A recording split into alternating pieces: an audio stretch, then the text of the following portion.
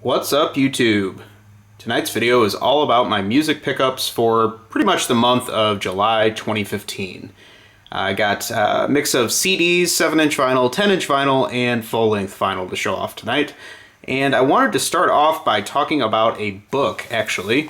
This is a book I picked up a few months ago called Gimme Indie Rock. And what it is a compilation of 500 essential American indie rock albums between the years of 1981 and 1996.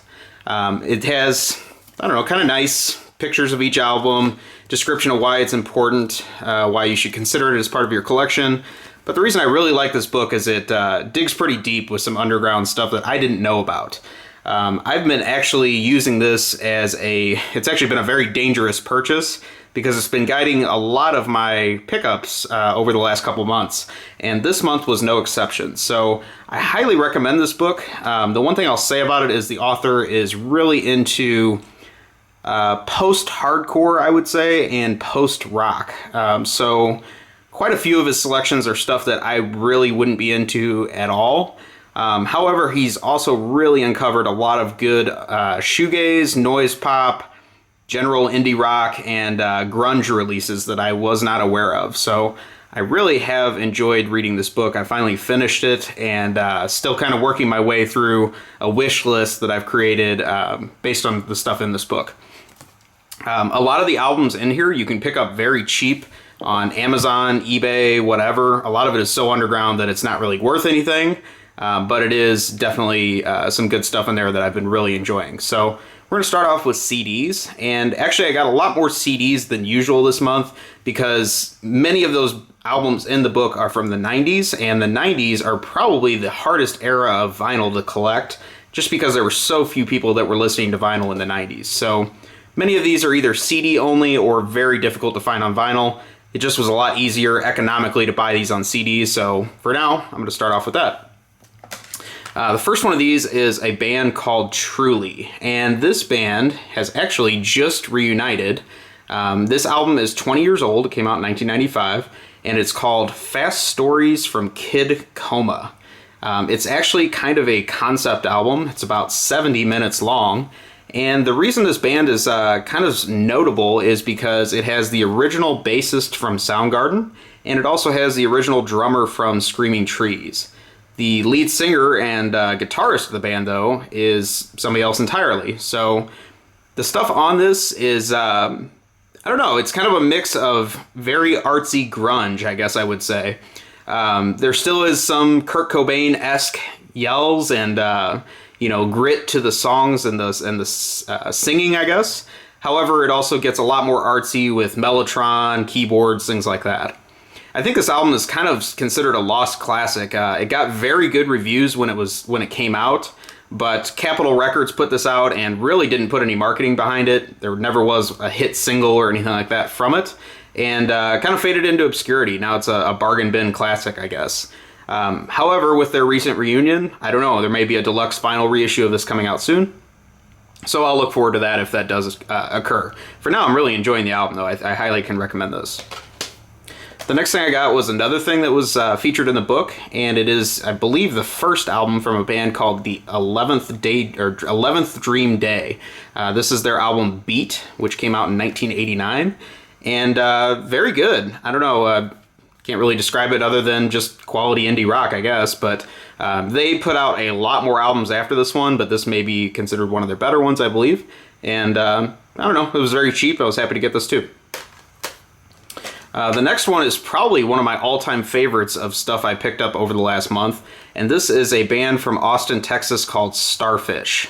This is their album Stellar Sonic Solutions, and this should have been huge. I don't know why this really didn't kick off big time as far as that era, but for a 1995 release, I think this could have been big. This was put out on Trance Syndicate Records, which is better known as the record label of King Coffee of the Butthole Surfers. And maybe poor distribution was part of the reason it didn't hit it big. But very quality noise pop album, has male-female vocals. Sometimes the guys sing, sometimes the girls sing, sometimes they both sing in the same song. It's very heavy. It was likened in the book to the Foo Fighters' debut album. and I can see that comparison very easily. The other thing about this album is it was had production assistance by Bob Mould, and I think his sound of Husker Du and Sugar kind of fit into this band a lot too. So very, very good stuff. You can get this album extremely cheap, and definitely recommend it. It's got a lot of songs. I think it has about 20 songs on it or so, and they pretty much are all great. So I think this album could have been huge given better distribution or maybe just some radio push, but very good stuff. I also picked up their second album, and it is called Frustrated. This one is not as good, but it's still decent. The thing with this one is it's got less songs on it. The first song is like a 15-minute drone track, and I don't really know how that fits into the rest of the stuff they do.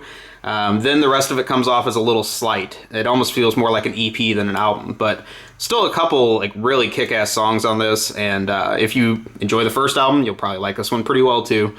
You can get this one cheap as well. Just, it's a little difficult to find, but they do exist on the internet, so not bad stuff. Starfish, I don't know if I think they've played a few reunion shows over the last few years, but it's not like a ongoing thing, and I don't think there's any new material. So really that's the two albums they put out. There's another one that's I think all instrumental music, and I don't think I'm going to get that one. But these two are very good heavy rock, mid-90s stuff.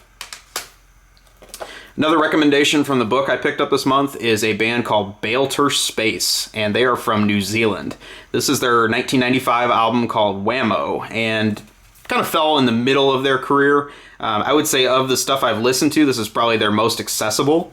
And the way I would explain this one is it's they kind of sound like Oasis as far as the singing goes, but the music is a more heavy shoegaze pop, and very good stuff. There's about 3 or 4 killer tracks on this album.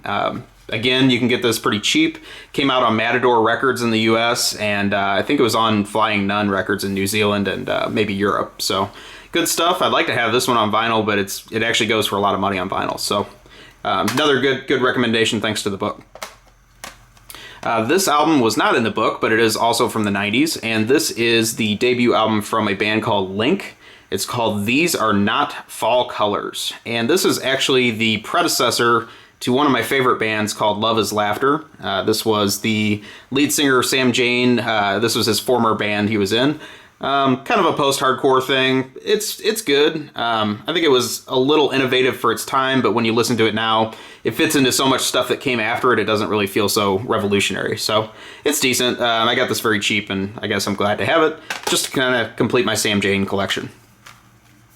I mentioned the band Sugar before, which was the 90s project of Bob Mould. And I do own all the Sugar albums. There's only 2 actual proper albums, but this is a B-sides collection called B-sides, and has several B-sides, live tracks, hodgepodge type stuff. I got this for $1, and can't complain. It's not a classic by any means, but I like Sugar, so there's a few good tracks on there. The last 2 CDs I got are both by the band Swerve Driver, of which you probably heard me talk about quite a bit over the last few months. And I am actually going to see them live at the end of August, so I'm very excited about that. But this is their debut album from 1991 called Raise. Probably considered their best or second best album, I would say. A little bit difficult to find these days. I hope they do a reissue of this. I think a lot of people see this more of a classic now, but back in the day it didn't sell very well. I also got their last album from their original run in the 90s. This is 99th Dream. And this one, I don't think sold very well at all. I had a hard time finding this. Not one of their best, probably actually their weakest album overall, but of their 5 albums, they're all still consistent, and happy to have it in the collection. So that's all the CDs I got this month. I'm going to talk about the 1 7-inch I got this month, and this is by a band called Solomon Grundy. And I actually would prefer not to talk about this one too much because I got something else by them I want to talk about more. But this came out on New Alliance Records, which was the label, I believe, that was started by the Minutemen. And yeah, so I'll talk more about them in a moment. Another recommendation from the book that I really am enjoying is, I think it's the second album by a band called Das Daemon from New York City. This was, oh god, I'm really going to struggle with pronouncing the title of this album. It is Triska Kaidaphobe. I believe it means the fear of the number 13 or something like that. But yeah, cool cover. This very Indian art style, I guess, on it. Hindu stuff. The thing that is about this album is this was put out on SST Records, which is one of my favorite record labels. Came out in 1989, I believe, and this band was kind of discovered by Thurston Moore of Sonic Youth. Their debut album was put out on his record label, but very good, just heavy rock, a little bit of a pre-grunge thing going on, I guess. Good stuff. I'd like to actually get a few more of their albums, I think, based on this one, but I think this is considered probably their best, if not their second best album. So good stuff there. I picked up another, God, I bought a lot of 90s music this month, but I picked up another of my favorite albums. I got an upgrade to a vinyl copy of that, and that is the debut album by And You Will Know Us by the Trail of Dead. In my opinion, Trail of Dead has never put out a bad album. They are actually still going today. I think the big hipster fan base they had in the early 2000s for about an album or two died out quickly, and kind of all those fair weather fans dipped out on them pretty quick. But in my opinion, they still put out a lot of great albums. But however, this is their debut album, which came out in 1996, I believe. It also was released on Trance Syndicate Records. This was an Austin, Texas band at the time, and has a few of their live staples that they've been playing for many, many years on this album. Richter Scale Madness is one that I've seen them play live several times over the years. But probably my favorite song on this album is a song called Half of What, and it really rocks. The one thing I'll say about getting this on vinyl, this is the original release from the 90s. They have recently repressed this over the last few years. Is the sound on this is very thin, and I was a little disappointed with that because that's the way what my opinion of the CD was over the last few years. So I kind of was hoping the vinyl would sound a lot better than the CD, but it really doesn't. So maybe I should have gotten the recent repress. I don't know if they did anything to remaster it, but probably just a case of the band really didn't have a lot of money when this album was released, and then they went on to bigger and better things after that. The production quality went up accordingly. So very happy to add it to the collection, though. I do like the cover art on this, and I think it's kind of a lost 90s classic. People talk about more of their mid-period albums, but not so much the early stuff. All right, so I showed off a 7-inch by the band Solomon Grundy, but I also got their one and only full-length album as well. It is self-titled, but this is a band that was a side project of Van Connor, who was the bassist from Screaming Trees, which is one of my favorite bands, and kind of fits into Screaming Trees' sound. It's a very psychedelic rock type sound, but just with a very different singer because it's not Mark Lanigan, who has a very distinct style. This also came out on New Alliance Records, which was kind of a partnership with SST Records, and is very tough to find. It doesn't go for a lot of money, but it's not an album you're going to see very commonly. I think this could have gone on to bigger and better things. I mean, I really enjoy it, and the 7-inch I got is good as well. As far as I know, I think that's about it for their whole discography, so easy to pick up all their stuff if you want to, and if you're a Screaming Trees fan, you should definitely check this album out. I talked about the band Truly a moment ago, and I also picked up a 10-inch single EP, whatever you want to call it, for one of their best-known tracks, which is called Blue Flame Forward. But very nice. It's a dual-color vinyl from the mid-90s, and just happy to get another release by Truly. I did get some older releases this month. This is actually an original pressing of David Bowie's album Heroes. And this one is acclaimed pretty highly among the electronic David Bowie fans, I guess you could say, the very minimal Germanic stuff he was doing in the late 70s. But it's not really my favorite period of David Bowie. I like the more glam rock early 70s stuff. So I'm happy to get a nice original pressing of this. It's in pretty clean condition and just nice to have, but not really something I'm going to listen to a lot, I don't think.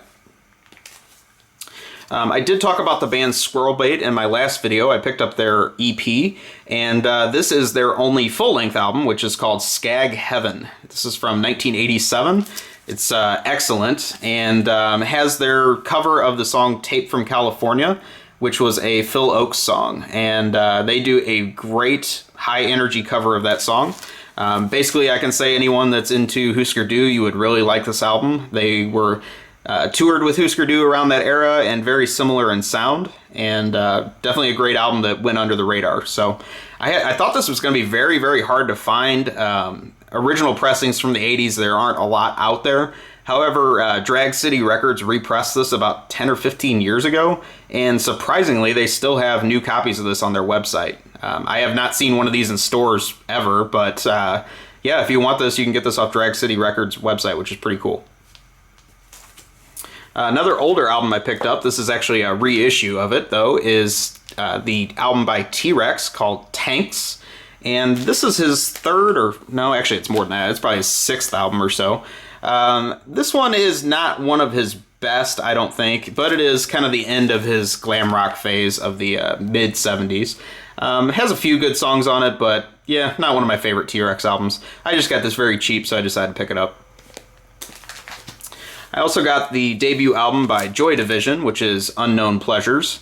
Again, just something that I've only listened to this casually. This is a reissue that came out a few years ago. It's got this very minimal artwork, echoing the original Factory Records artwork. And I don't know. I mean, Joy Division, I appreciate what they did for, you know, that genre of music and everything, but not really my favorite band by any means. So I'm sure I'll listen to this once or twice, but it's just something I got cheap and decided to pick it up.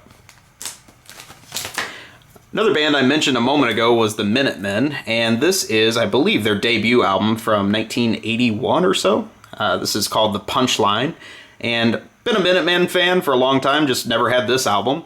This was also released on SST Records, or at least this reissue was, and yeah, just good stuff. I mean, I've always been a fan of the Minutemen, like this cover a lot too, so nice to add this to the collection.